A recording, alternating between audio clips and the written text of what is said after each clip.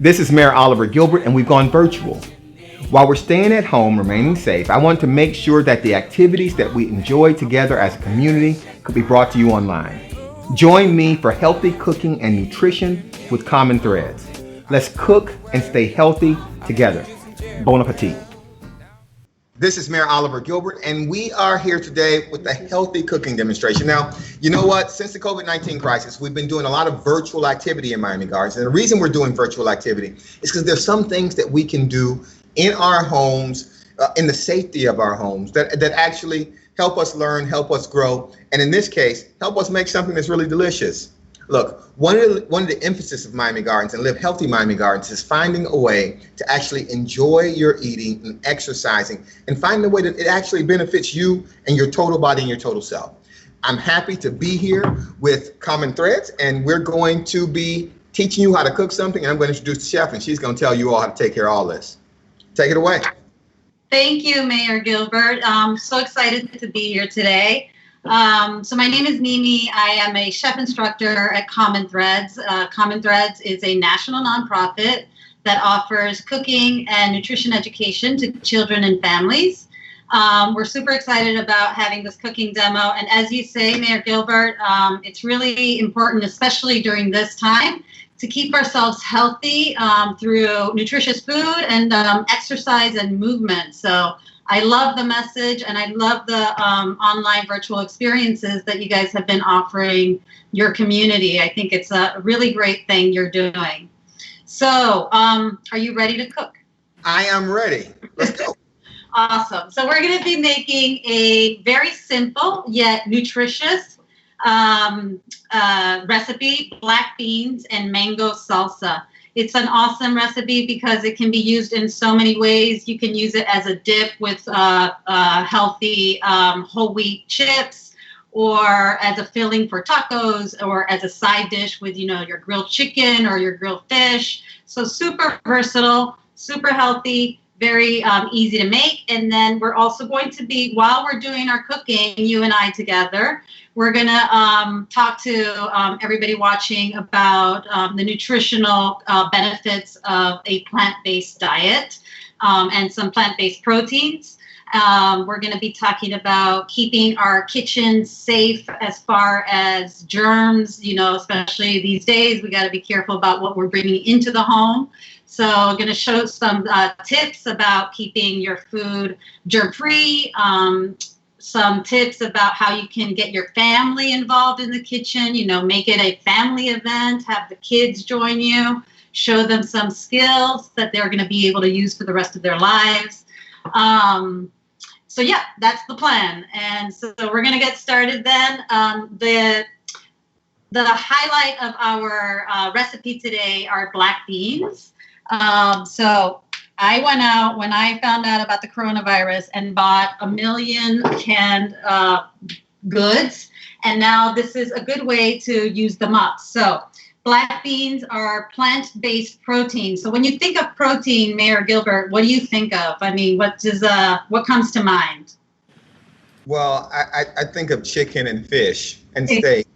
Right. I think most of us are the same, right? We always think of the meat proteins, but plant-based proteins are a great source of nutrition and protein. They include any kind of bean. So, you know, choose the one that you like the most. In this case, we're using black beans, but for this recipe, if you've got red beans in your cupboard, that works just as well. Any kind of bean will do. So beans are a protein source. Legumes like lentils are also a source of protein, a plant-based protein, and nuts and seeds as well. So wait, all of these. Chef Vivian, let me ask you a question, because I don't know. I had this rhyme in my head that one of my uncles used to sing to me when I was a kid. He'd be like, beans, the musical fruit. The more you eat them, well, he said, the more you poop.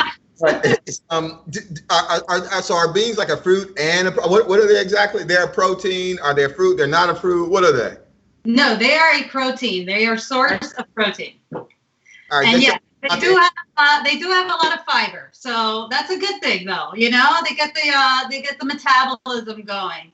They're also, any plant-based protein is known as the powerhouse of good nutrition. They're super low in fat. They are, just loaded with essential nutrients. They're really good for you. They're affordable. They're accessible. They're easy to do. You don't even have to cook them half the time. You can just buy them canned, and they're just as good for you. So really, really great way to incorporate plant-based protein into your diet. Got it. Awesome. So we're going to get started then. A tip for canned goods when you bring them into your home, especially these days, but always, but especially during the coronavirus, you want to give them a quick rinse with soapy water and just, get rid of some of those germs that might be on there. Then you just open up your can. You want to drain them, and then also, again, give the beans themselves a rinse so that you can get rid of any sodium that some beans, unfortunately, are packed in some more sodium than we need. So by rinsing them, you're actually getting rid of about 40% of the sodium that's in there. Wow. Okay, that's a good tip. Yeah, really good tip, and just just a habit that you should always practice when you buy canned beans. So super easy. Open them up, drain them, rinse them, add them to a nice bowl, and then I'm going to move this so that you can see my little setup here, and I can share some tips for you. So here are my black beans ready for my salsa. So first of all, let me see your knife, Mayor. I want to see that knife. You want to see this knife or the big one? The bigger one, actually, because, yes. All right, cool. I'm glad you have a bigger knife, because when it comes to cutting, so some of our other ingredients today include mango, green bell peppers. So these are big fruits and vegetables that we're using. And when you try to cut those up with a small knife like this, it becomes really cumbersome, and people get frustrated. So using a bigger knife is definitely recommended for this type of cutting. So that one looks good. So to hold your knife safely, and this is something you can share with kids, you want to use your finger, your forefinger, and your thumb, and pinch the top of the blade just like this. So you see my fingers there, my thumb is right there, and then with your other three fingers, you're going to wrap them around the handle. Got it. Yeah.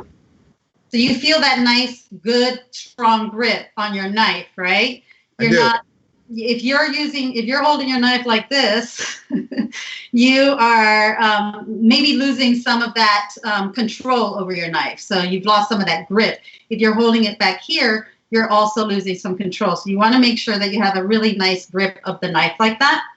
So to begin with, we're going to cut up this nice, beautiful mango. If you don't have mango for this recipe, pineapple would be amazing. Peaches would be delicious. Anything like that. Actually, mamey would also be a really good one. So the first thing I like to do, so I'm holding my knife with a grip like this, and with my other hand, I'm using what we call at Common Threads a bear. What is it called? Bear. I forget.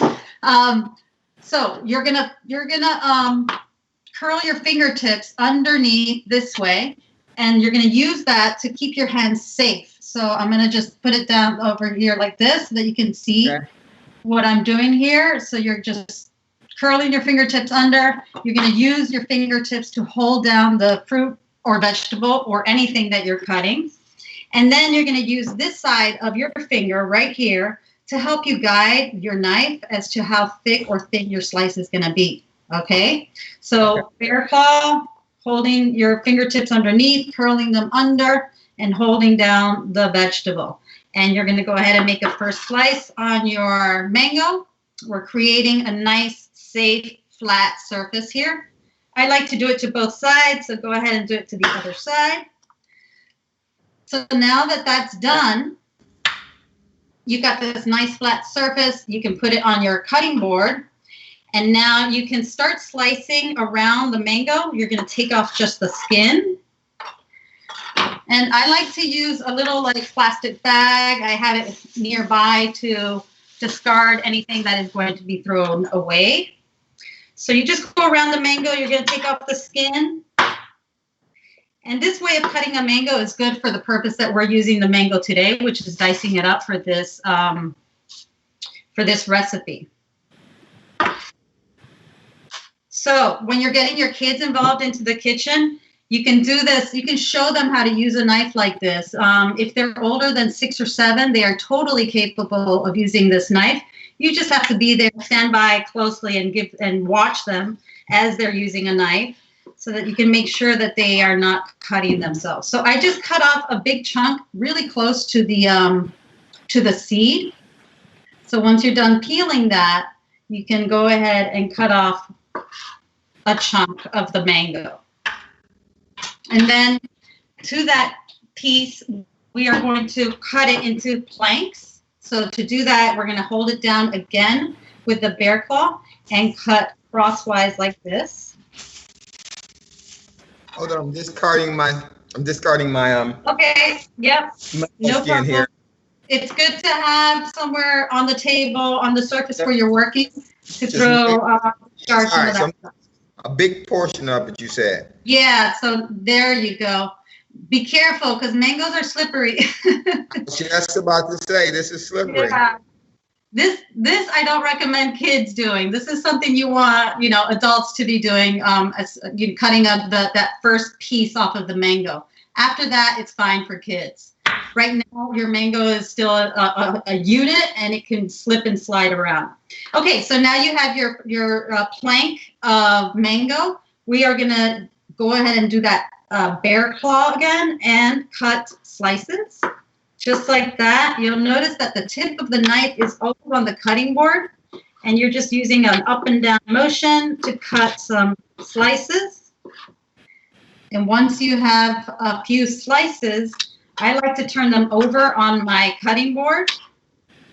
And you may want to sort of break it up into smaller bunches, but if you can handle all of them at the same time, you can go ahead and dice those sliced mango.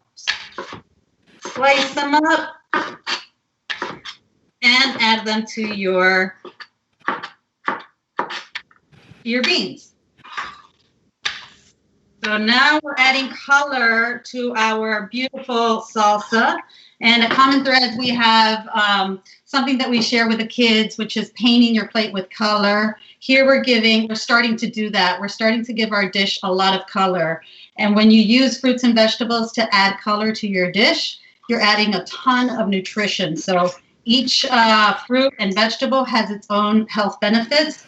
And so we're going to end up with a really, really healthy side dish here. How's that mango going? It's going. You got to use that bear claw, Mayor. Well, it's smaller now. It's not like a. I'm sure it's wonderful. Oh no. We're going to see. When you're done chopping that up, you want to set it aside so that it's not taking up space on your cutting board. And we're ready to move on to the next ingredient. So Okay. the recipe I know says red bell pepper. I didn't have any luck finding red bell pepper, so I went with, yeah, nice. You got lucky.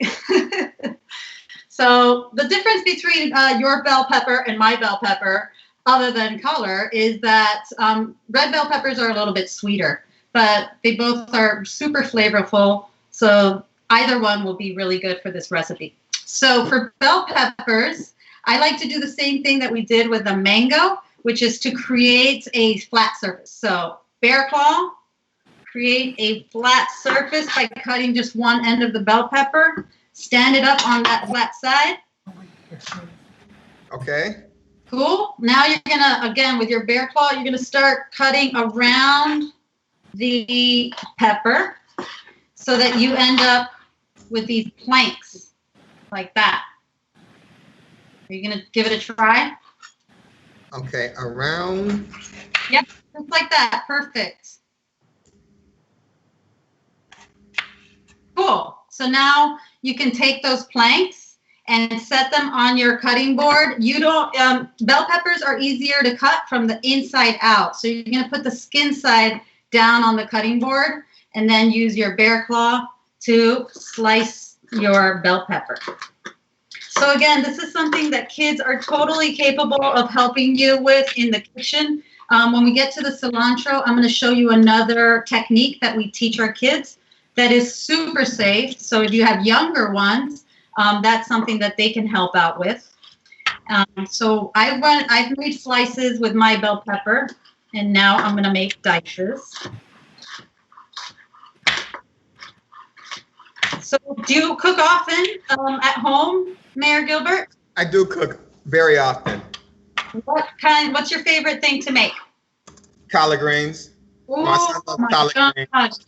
I love collard greens. I also make this very nice healthy meal. I call it seafood pasta, but it's really seafood pasta. Well, I call it seafood cabbage, but it's made like seafood pasta. I have a medley of seafood that I kind of sear in a little bit of olive oil and lemon and a little bit of seasoning, and I serve it over a bed of cabbage.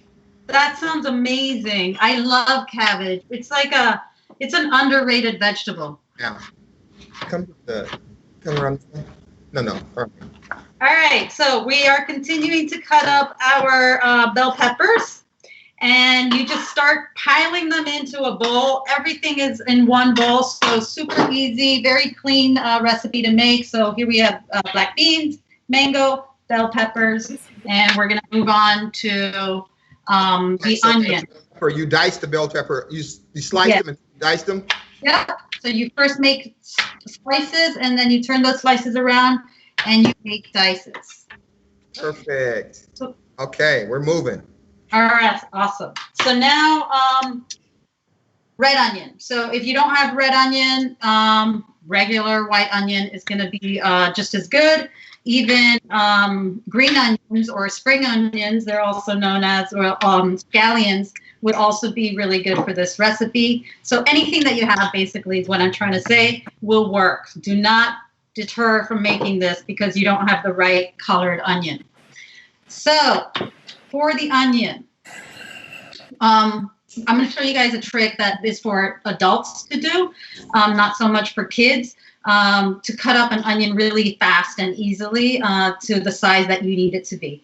So you'll notice that this onion, I already cut it in half, but I kept this end of the onion intact, and I've removed the skin. So what I'm going to do is I'm going to use these ridges that are naturally on the onion to help me guide my knife and make some slices without cutting into this part of it. So I'm going to go ahead and start that while Mayor Gilbert washes his hands. He's off camera. I had to take a break there. I had to wash my black beans right, because I got some sous chefs over here who don't cook at all. They don't cook at all. You're lucky you have sous chefs.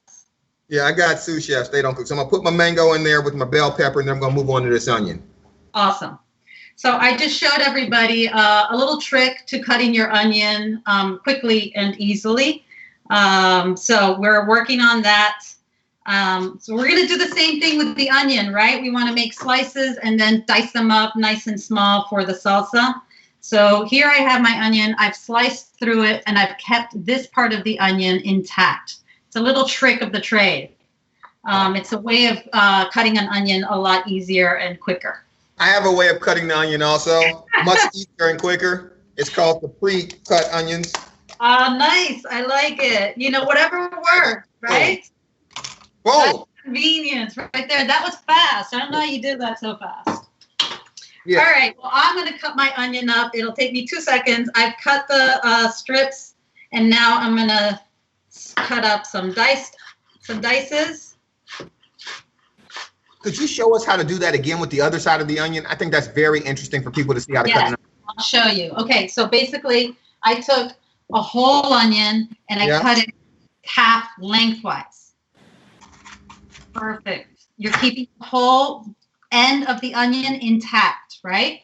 Okay. So that's important because now you see how they have these natural ridges on the side of the onion. You can take the skin off too. I'm sorry. So while you take the skin off, so I'll show you the natural ridges of the onion here. You're going to use them as a guide for your knife. And so basically, you're just going to slice through your onion without cutting this part, all right? So you're not going to go all the way to the end. You're just going to go pretty far, as far as you can, without cutting that butt of the onion. So make some slices that way.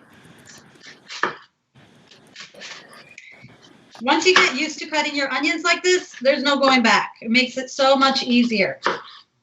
So now that you've made those slices, my onion is still intact. I have this part of it still there, but if you can fan it out, right? You can see that there's slices there. So now you're going to put that onion right back on the cutting board, and now you're going to cut it this way. So you're going to hold it down with your hand and cut that way without going through the end of the onion, still keeping it intact.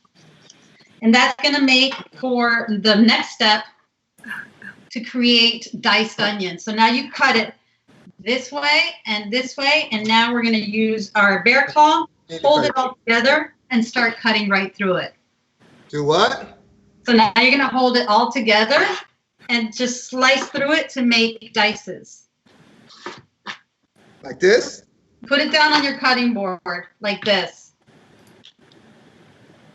It looks like you have it. Mm-hmm. There you go. And now you're going to cut through it to make dices. Did that work? I think I did it the same way twice, but I think it might have worked some. Okay, it's just a matter of practice, and it's a great little trick to have.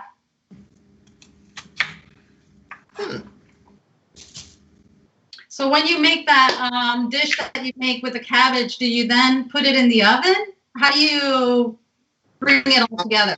I sear I steam the cabbage, and I serve the cabbage. Serve the seafood just over the cabbage fresh. So it's like steamed, but it's not really cooked all the way through. It's not crunchy. It's very good. Oh, that sounds so good. Maybe we should do a cooking demo with that recipe. That could work. All right, so we're almost done here. We have the black beans, mango, green bell pepper, onions, all in your bowl, just like that. And the last, our almost last ingredient is going to be cilantro.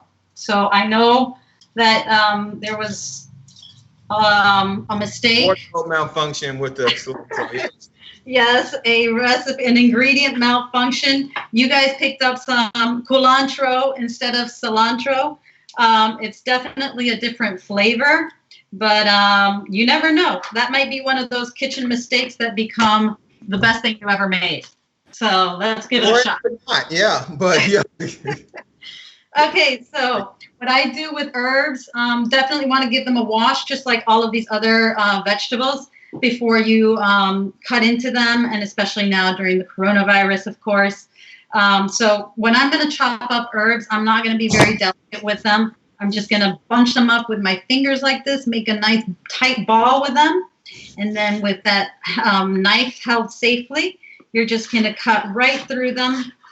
And here's where the second technique that I was talking about comes in. So first I showed you guys the bear claw and holding your knife in this way. Now we're going to do something that we call in Common Threads the rock and chop. So for rock and chop, your knife is always, the tip of your knife is always on the cutting board. You're not going up and down like this. You're leaving it on the cutting board. You're putting your hand that was up before making the bear claw. Now it's going to go right on the top of the blade at the tip end. So just like this. And with your other hand, you're rocking it and chopping at the same time. So you're rocking and chopping. Okay, let's go back a step real quick. So I got this culantro here. How am I cutting this? So what you want to do with the culantro is like maybe take a couple of leaves from it and set them on your cutting board. Okay. And at first, you're going to use that bear claw and just chop those big leaves a little bit up into smaller pieces. Okay. Okay. So now we want to make these, we want to mince these herbs, right? So mincing means to just chop up into very, very small pieces. Yes. So for that, you're going to use a different technique, which is what you're doing right there, the rock and chop. putting the tip of the knife on the cutting board and rocking and chopping back and forth. Kids love this technique. They love doing this. So I encourage everybody to include kids in the kitchen and have them help you make these meals. It'll get them excited to eat a healthy meal. It's time, a time to bond with your kids in the kitchen and get them away from those screens. There's just so many benefits to it. So highly, highly encourage it. I have the time of my life when I'm working with kids in the kitchen. Ready? Yes. Awesome. So now we're going to add lime juice. Super easy. One little trick you want to do before cutting your lime is giving it a little spin on your cutting board, just like that. That's going to release some juices in it and sort of make it easier to squeeze the lemon juice out. So I have my lime. I'm going to cut it. This is another technique. I'm using this tunnel, and I'm going to cut right through the lime. And okay, so which way do I cut, though? Do I cut the... So you always want to cut... You want to cut this way instead of that way. Like, you don't want to cut through here. Right. Got it. Excellent. So squeeze the lime juice right in there. So, of course, this is like just a guide, right? We have a couple of different fruits. We have a sweet fruit. We have the onion that's going to give this a ton of flavor. We have a crunchy red bell pepper. We have those protein-packed beans in here. But you could substitute all kinds of fruits and vegetables to make this your own. And, play around with it. Get your kids involved in that, too. So now I'm just going to add a little bit of salt and pepper. Oh, we got salt and pepper? Just a little bit. A little bit goes a long way. Then you taste it, and if you want a little bit more, you can always add a little bit more. It's really hard to remove the salt, so you want to go easy on it. So could you see adding this to a taco or something like that at home? Adding this to a taco, yes. Yeah. Or as a side dish when I, bake chicken or steamed fish. Exactly. And this will stay in your fridge. You could do everything except maybe the cilantro and keep this in your fridge for 3 to 4 days. It would stay perfectly well. The cilantro or any herb you add to it might get a little wilty if it stays in the fridge too long. So that's something that you could always just add at the end and keep the other stuff together as a base. And then you can add any herb that you wanted to when you're ready to serve it. So definitely something that you can make easily, quickly, and keep it in your fridge for a few days. Okay, we got no salt here. Yep. Excellent. All right, so what do I do now? Mix it? Yep. Give it a stir. And I have some already on a plate with some really nice multi-grain tortilla chips that I found at the grocery store. If you don't have tortilla chips, this would be good. Maybe you have tortillas, like whole tortillas at home that you could slice up into triangles and put in the oven for a few minutes to toast them up. You could eat this with just on its own would be delicious, actually. With tacos, all of those different combinations. This is her lunch. Yeah. This is my lunch, too. So, yeah, that's it. This is super simple, but that plant-based protein is something that if you don't do it already, you should try incorporating into your diet maybe once or twice a week. There's no reason to go all out vegan, but making a point of having it once in a while is really great for your health. Nice. Good idea. Tasting time. Okay. I want to taste a little salt. The cilantro. Needs a little bit more. More salt? Okay. Just a little. And a lot more pepper here. I love pepper. Good. My favorite spice. Let me ask you a question. Do you ever eat the mango seed afterwards? No? Oh my God, are you kidding me? For sure. Sit outside. Me? Huh? I wanted to make sure it wasn't just me. No. I grew up in a tropical climate. I eat mangoes, green mangoes, ripe mangoes. The seeds are delicious. So, yeah. All right. We're good here. Well, this was so much fun. Thank you for cooking with me. No, thank you for doing this. All right. So, folks, now you have your mango, black bean, red pepper, cilantro or culantro, onion, salsa. This is one of the things that's important. And I'm happy that we have an opportunity. Chef, thank you for doing this. I'm happy we have an opportunity to do this because ultimately, especially when you think about the coronavirus and who it attacks people with certain comorbidities, high blood pressure, diabetes, respiratory illnesses, some things that we can affect through our lifestyle changes. And so a lot of times people believe that you have to actually sacrifice taste and to accept health. And that's not true. And we're not asking you to do that. We're asking you to make little changes to your life that actually enhances the quality of life you have, keeps you safer, and hopefully helps you live longer. So this has been me and Common Threads, and we are cooking healthy virtually with you. So I appreciate all y'all tuning in. Thank you. I hope you enjoyed today's session. I did. Join us every Thursday at 1 p.m. on Facebook Live for healthy cooking and nutrition classes with Common Threads. If you want to view the session again, visit cmgengageD.com/virtual.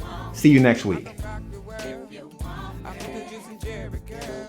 Now tell me, do you really think you can walk